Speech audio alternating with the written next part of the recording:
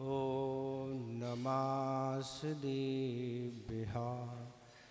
मङ्गलं भगवान् वीरो मङ्गलं गौतमो गणी मङ्गलं कुन्दकुन्दादो जेन धर्मोऽस्तु मङ्गलं सर्वमङ्गलमाङ्गल्यं सर्वकल्याणकारकं प्रधानं सर्वधर्माणां जेनं जेतु शासनं जेनं जेतु शासनं। देवादिदेव 1008 श्री आदिनाथ भगवान की, परम पूज्य आचार्य गुरुदेव श्री विद्यासागर महाराज की, मुनि श्री विमल सागर महाराज की, 3 कम 9 कड़ों महाराज की, उत्तम आकिन धर्म की, बोले पूज्य श्री आनंद सागर जी मुनिराज की, समस्त मुनि संघ की। इस संसार से छुटकारा प्राप्त करने के लिए आकिंचन धर्म को अपनाना आवश्यक है। आकिंचन धर्म के बिना ना आज तक तो किसी को मुक्ति हुई है, ना कभी हो पाएगी। तो इस तरह आकिंचन धर्म का तो यही अर्थ है, मेरा कुछ भी नहीं है। क्या है? मेरा कुछ भी नहीं है। इस तरह की जब एकत्व भावना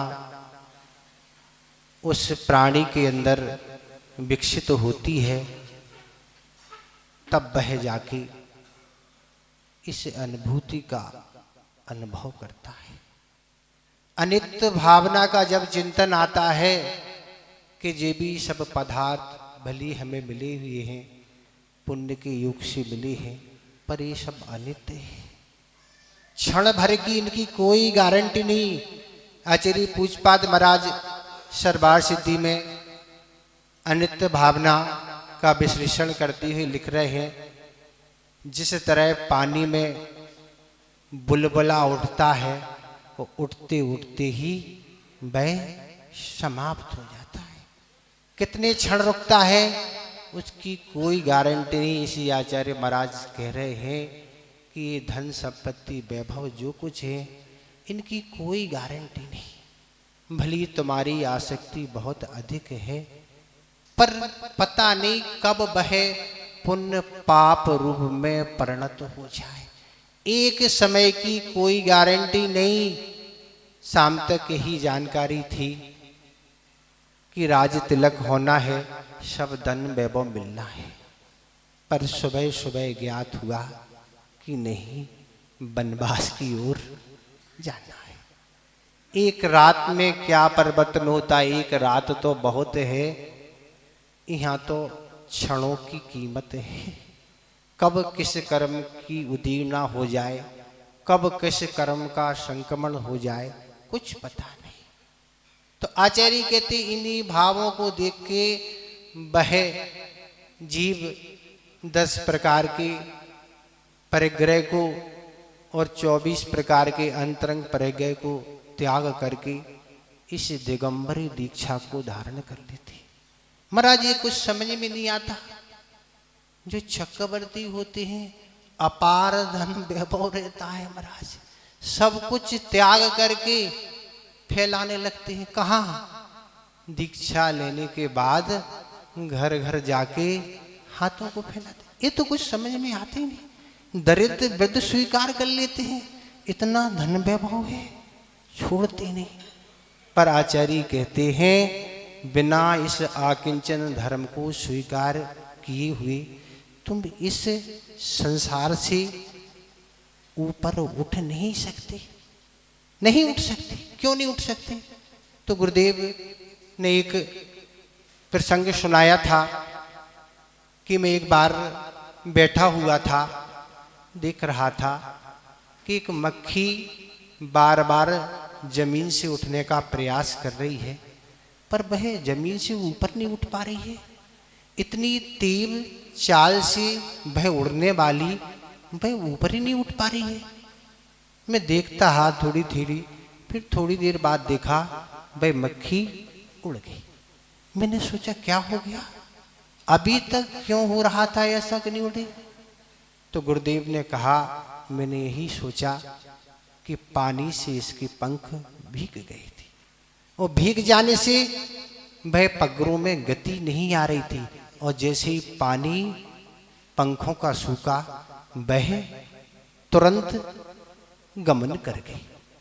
तब इस मक्खी को थोड़ा सा पानी भी बाधक है उड़ने में, तो इस संसारी प्राणी जो टनो टन रखा है और अपने को नीचे दबा रखा है कि नहीं, दबाए हुए है, पर वह उठने का कितने ही प्रयास करे पर कभी उठ नहीं पाएगा। ये तो आचार्य की घोषणा है, परिग्रह जहां है वहां भय संज्ञा अवश्य, भय बना है। किसी ने पूछा आचार्य महाराज रौद्र ध्यान क्या कहलाता है? एक बार स्वाध्याय आचार्य महाराज कराते, रौद्र ध्यान क्या है आचार्य महाराज? आचार्य महाराज कहते हैं जो तुम्हारे कमर में अभी चाबी लगी हुई है, जिस पे तुम्हारा बार बार हाथ जा रहा है, बस वही तो रौद्र ध्यान है। रौद्र ध्यान क्या कहलाता है? बार बार ऐसा नहीं गिर गई हो महाराज, कहीं खिसक गई हो तो हम ही खिसक जाएंगे ना। ये जो तुम्हारे अंदर चल रहा है यही रौद्र ध्यान की पहचान है, रात दिन यही बना रहता है। अगर इस तरह का महाराज को भी आ जाए भाव, ऐसा नहीं कमरे में से कोई घुस के कोई उठा ले जाए, कुछ हो जाए, तो वह भी क्या है, अगर उन्हें तो रौद्र ध्यान हो गया तो वह तो गुणस्थान नीचे आएगा, छठा स्वास्थ्य रहेगा ही नहीं, ये पक्का ही है ना। क्योंकि रौद्र ध्यान मुनियों को नहीं होता, वृत्तियों को होता है। पर वृत्तियों को होते हुए, अणुवृत्तियों को होते हुए वह अगर अपने गुणस्थान में है तो वह नरक आयु के लिए कारण नहीं बनेगा। ऐसा आचार्य पूज्यपाद महाराज ने सर्वार सिद्धि में उल्लेख किया। शंकाकार ने शंका उठाई कि कैसे चले जाएंगे अणुवृत्ति, नरक तो नहीं जाएंगे पर रौद्र ध्यान हो सकता है, धन आदि की सुरक्षा में विरोध आदि करने में हो सकता है, पर नरक गति के लिए कारण नहीं होगा अगर उनका पंचम गुणस्थान है। तो इस तरह की ये स्थितियाँ निर्मित होती हैं। ऐसे बहमुनि राज होते हैं जो सब कुछ त्याग करके उस आकिंचन धर्म को स्वीकार कर लेते हैं, और स्वीकार करने से वह निरंतर उस साधना में लगे रहते हैं कि हमें अब कुछ जोड़ना नहीं, जो जोड़ा था वह छोड़ दिया, अब रखना नहीं। अगर रखते हैं तो वह उनका भाव जाने, पर छोड़ा तो है, क्योंकि गुणस्थान तो अंदर से होता है, बाहर से नहीं ना। अगर गुणस्थान है छठा और सातवां तो संबंधी निर्जरा होती है, पुण्य का संचय होता है। अगर गुणस्थान नहीं है तो कुछ होने वाला नहीं है ना। करेंट नहीं है तो आप खूब सजा लो ना, लट्टू और सब लगा लो, कूलर एसी, कुछ चलने वाला सब बंद पड़े रहेंगे ऐसे ही। इसी तरह ही दिगंबर भेष है। गुरुदेव ने कहा था जिस तरह से तुम्हारा भेष बाहरी दिगंबर होता है, इसी तरह तुम्हारा कमरा भी दिगंबर होना चाहिए। उसमें कोई ताला कोची की बात नहीं। ताला कोची आ गई तो गुणस्थान घट सकता है। क्यों? डर बना हुआ है, भय बना हुआ है, ऐसा नहीं ले जाए कोई। क्या ले जाएगा ना, क्यों रखा है ऐसा कि वो ले जाएगा, क्यों जोड़ा ना। तो इस तरह का वह आकिंचन धर्म है जिसका मुनिराज पालन करते हैं। आचार्य महाराज ने जब हम लोग को दीक्षित किया उस समय आचार्य महाराज ने मूलाचार प्रदीप का स्वाध्याय कराया। उस समय आचार्य महाराज ने एक बात कही थी कि इस तरह गाड़ी एक बार खरीदी जाती है पर पेट्रोल प्रतिदिन डलाना पड़ता तब गाड़ी चलती है। ऐसा नहीं पेट्रोल एक बार फुल टैंक हो जाए आप उसको चलाते रहो। इसी तरह व्रत तो एक बार लिए जाते हैं पर क्या है, भावना उसकी प्रतिपल करना पड़ती है, तब जाके व्रत का पालन होता। ऐसे पालन नहीं होता है कि ले लिए हाँ ले लिए, कोई दिए नहीं। गुरुदेव कहते मैंने व्रत दिए नहीं, तुमने लिए हैं। मैंने दिए क्या? तुम हम पर सब छोड़ रहे हो ना, तो तुम तो आलसी हो जाओगे, प्रमादी बन जाओगे, तुम पालन ही नहीं करोगे। पर तुमने लिए हैं, उनको उत्साह पूर्वक उनका पालन करो, तब तुम्हारी असंख्यात गुनी नजरा होगी। ये गुरुदेव के वचन है। ऐसे वह गुरुदेव हैं, वह तो उनकी साधना के बारे में अपन क्या कहें, वे तो इन सब चीज़ों से उठे हुए हैं। उनकी तो वे तो कभी अपनी प्रशंसा ही नहीं सुनते ना। कभी कभी कोई प्रशंसा सुनाओ, कहते ये क्या चल रहा है, ये क्या आउट ऑफ कोर्स क्या है, क्या विषय छेड़ दिया? नहीं, प्रशंसा नहीं। क्यों? आचार्य महाराज कहते प्रशंसा से अभी संस्मरण एक पढ़ने मिला था कि हमारे भाव च्युत हो सकते हैं। अगर हम उसकी प्रशंसा से खुश हो गए तो हमारे भावों में गिरावट हो सकती है, और गिरावट हुई तो फिर तो कहाँ पहुँचेंगे पता नहीं। तो ये आचार्य महाराज गुरुदेव इस आकिंचन धर्म का पालन कैसे करते हैं? वह तो करते ही हैं, पर वह जब अपने संग में ब्रह्मचारियों को अनुमति देते हैं तब उनको भी वह आकिंचन धर्म का पालन कराते हैं।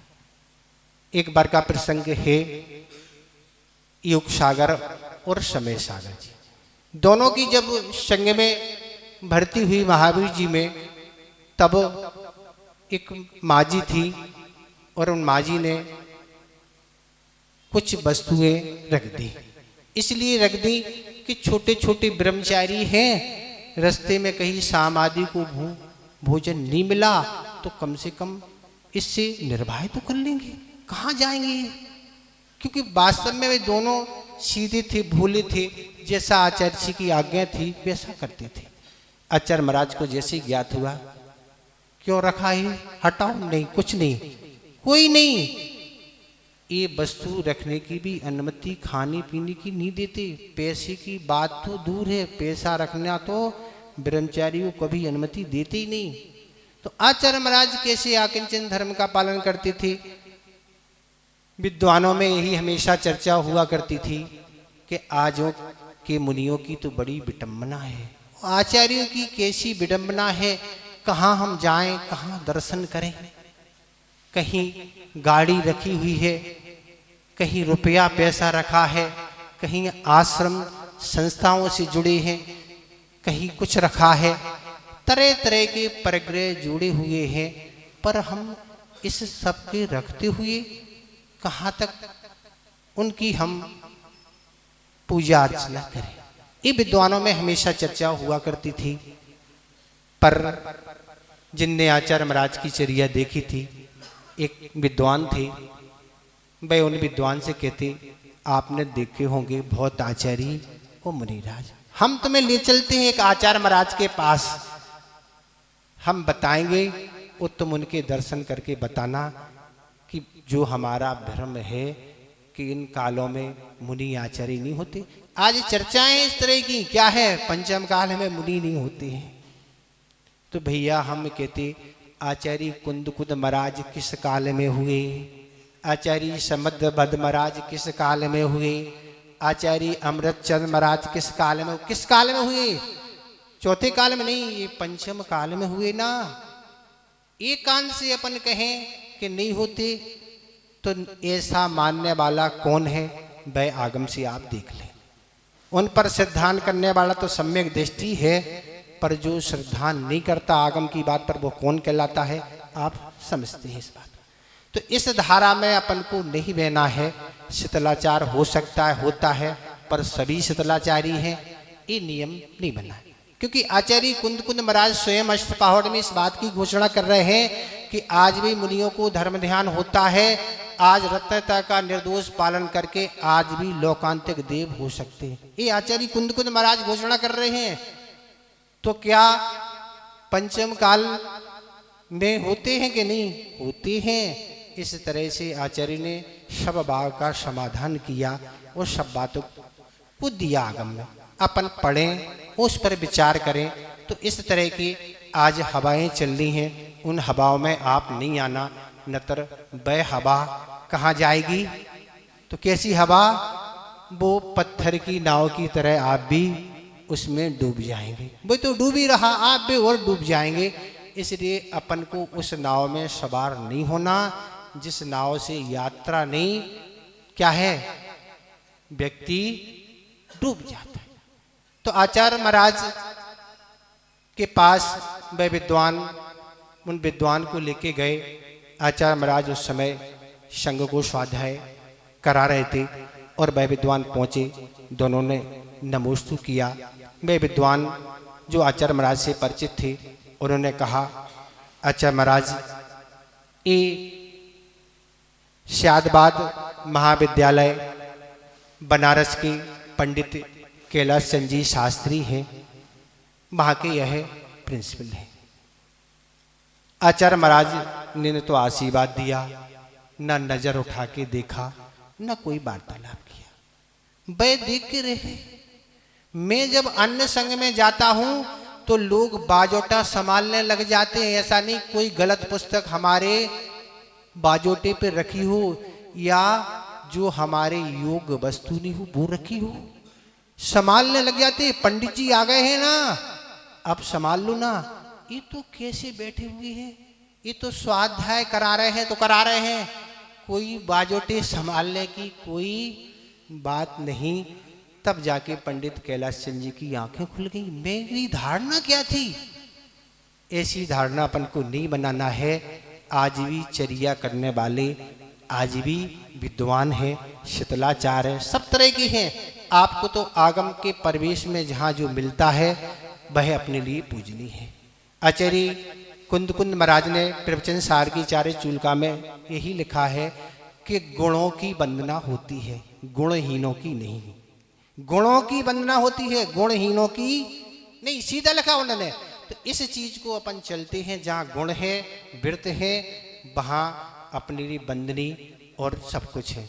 पर जहाँ गुण नहीं है वहाँ अपन को आलोचना करने का अधिकार नहीं है, निंदा करने का अधिकार नहीं है।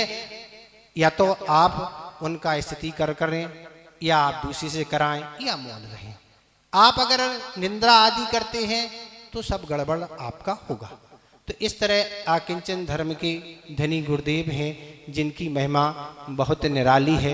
ये तो सब मुनियों की चर्चा है। महाराज गृहस्थ भी क्या आकिंचन धर्म का पालन करते? बिल्कुल, क्यों नहीं करते।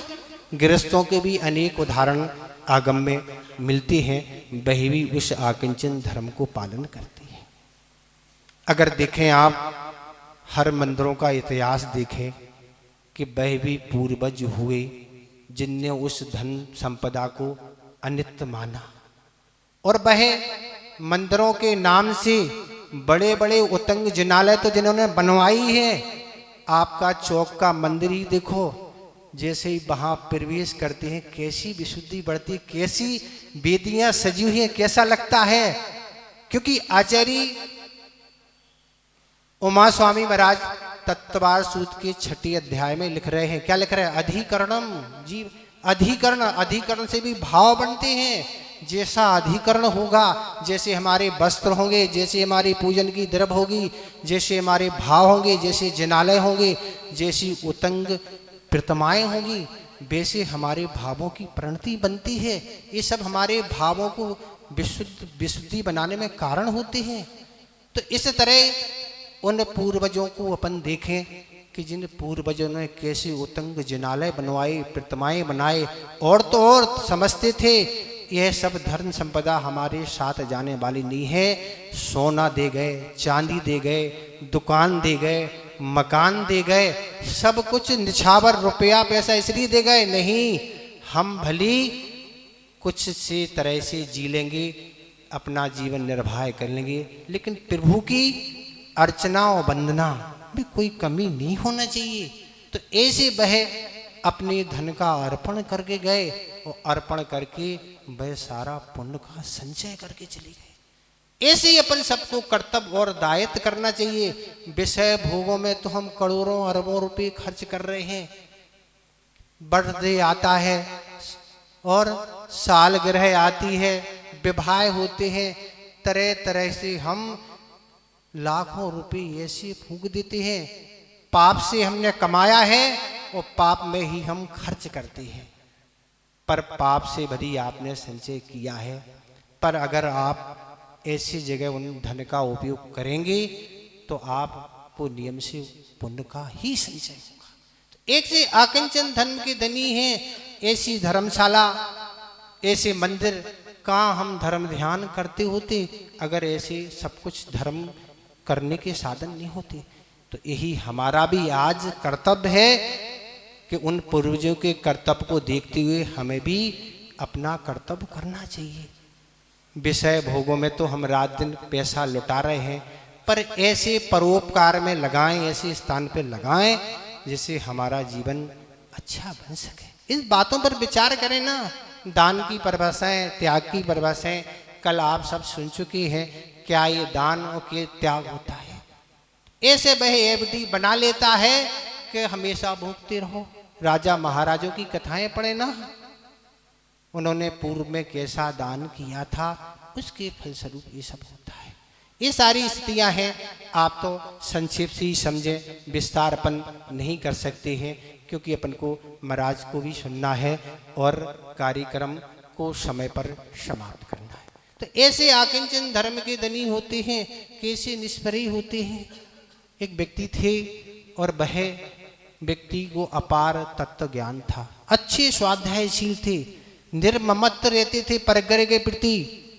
उनके पूर्व पुण्य के योग से अपार धन संपत्ति थी। सोना चांदी हीरा जवाहर मोती जो कुछ बहुमूल्य सारी वस्तुएं उनके घर पर ऐसे पड़े रहती थी जैसे आपके यहाँ लोहा लंगड़ पड़ते हैं, ऐसे उनके घर में पड़े रहते थे। अब वह तो तत्व ज्ञान के धनी थे, आराम से सुख शांति से घर में रहते थे। पर एक उसी नगर में चोर था और वह प्रतिदिन चोरी करता था और अपना जीवन यापन करता था। पर अनेक वर्षों तक चोरी करने भी उसकी दरिद्रता समाप्त नहीं हुई। उसने सुन रखा था कि अपने नगर में एक सेठ है और वह सेठ हैं, इनके पास अपार धन दौलत है। काश एक जगह ही हाथ की सफाई की जाए, हमेशा के लिए दर्द मिट जाए। प्रतिदिन क्या करें ना। और वह चोर पूर्ण तैयारी से समझे कि सेठ जी सो गए होंगे और आके वह उनके घर में उन प्रवेश किया और प्रवेश करके जहाँ तहाँ जो भी हीरा जवाहर मोती सब चीज़ें रखी थी ला ला के एक स्थान पर इकट्ठा किया और सारी वस्तु इकट्ठी कर ली और लगा कि अब इतना तो अपने लिए हो जाएगा। सारी वस्तु एक कपड़े में रख के बांधना चालू की और बांध ली भी है और अब वह उठाने का प्रयास कर रहा। काफ़ी देर तक प्रयास करने के बाद थोड़ी ऊपर तक जाती पर सिर तक वह गठरी नहीं जाती।